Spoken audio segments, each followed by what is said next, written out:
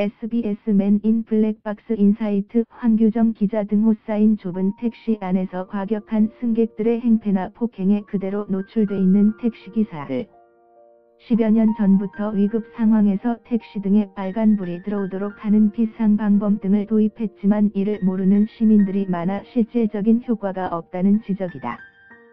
14일 서울지방경찰청에 따르면 최근 5년간 112의 신고 전화가 들어와 경찰이 출동한 경우는 2천만 건이 넘는다. 그런데 이 중 택시 비상방범 등을 보고 신고한 사례는 단 한 건도 없었다.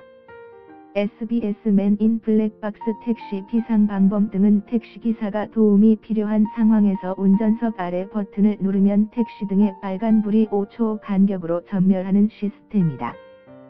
바깥에서 이를 본 시민들이 대신 112에 신고할 수 있도록 마련된 것이다. 10여 년 전에 도입된 택시 비상방범 등은 한때 거짓 정보라는 소문이 돌기도 했다.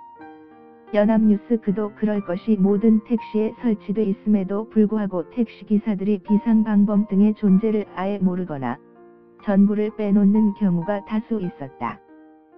또한 홍보가 되지 않아 시민들이 이를 잘 모를 뿐더러 실제로 빨간등 택시를 봤다는 목격자들이 드물어 택시 비상방범 등은 마치 도시괴담처럼 떠돌았다.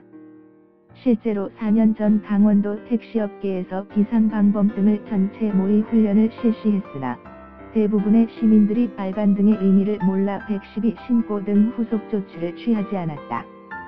연합뉴스 택시 비상방범 등이 무용지물이 되면서 편의점처럼 버튼을 누르면 바로 112에 자동 신고가 되는 시스템이 필요하다는 목소리가 나온다. 특히 전문가들은 택시의 경우 계속해서 이동을 하기 때문에 신고 즉시 GPS 추적이 가능토록 해 경찰이 빨리 위치를 파악하고 출동할 수 있도록 해야 한다고 조언했다. 한편 경찰청에 따르면 버스나 택시 등 공공운송기사를 폭행해 입건된 건수는 연간 3,000건이 넘는다. 최근에도 운전 중인 50대 택시기사를 폭행한 60대 승객이 징역 1년 6월에 집행유예 2년을 선고받은 바 있다.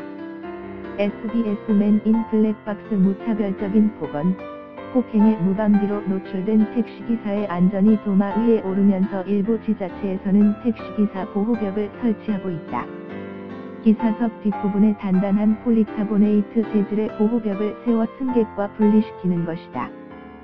버스는 2006년부터 보호벽 설치를 의무화하고 있지만 택시는 여전히 선택사항이다. 연합뉴스 제지해줄 다른 승객이 있는 버스와 달리 택시는 밀폐된 공간에 승객과 단둘이 놓여있어 오히려 폭행 양상이 더욱 잔혹하게 흐를 수 있다는 분석이 나온다. 때문에 비상방범 등부터 자동 신고 시스템, 보호막 설치까지 운전기사의 안전을 도모하기 위한 다각적인 대책 마련이 시급하다는